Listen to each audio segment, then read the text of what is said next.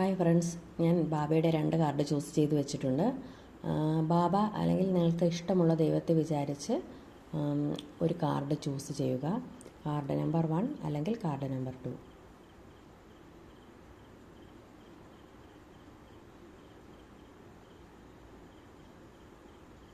Okay, select ചെയ്തെന്ന് വിചാരിക്കുന്നു. Card number 1 choose ചെയ്തവർക്ക് ഓംനി പ്രസൻസ്, നിങ്ങൾക്ക് നല്ല ദൈവാധീനം ഉണ്ട് എന്നുള്ളതാണ് വന്നിരിക്കുന്നത്. നിങ്ങൾ എവിടെ പോയാലും അവിടെ എല്ലാം ഈശ്വരൻ്റെ ഒരു സാന്നിധ്യം ഉണ്ടാകും. നിങ്ങളെ എല്ലാ രീതിയിലും ഈശ്വരൻ തുണയ്ക്കും എന്നുള്ള ഒരു സന്ദേശമാണ് കിട്ടിയിരിക്കുന്നത്. നിങ്ങളൊന്നും കൊണ്ട് വിഷമിക്കേണ്ട കാര്യമില്ല. നിങ്ങൾ എന്ത് കാര്യം വിചാരിച്ചാലും അത് നടക്കും. ഓക്കെ, സെക്കൻഡ് കാർഡ് ചൂസ് ചെയ്തവർക്ക് ഈഗോ. നിങ്ങൾ മനസ്സിൽ വിചാരിക്കുന്ന കാര്യത്തിന് ഈഗോ ഒരു തടസ്സമായി നിൽക്കുന്നു എന്നുള്ളതാണ് കാണിക്കുന്നത്. നിങ്ങൾ നിങ്ങളുടെ ഈഗോ കളയണം.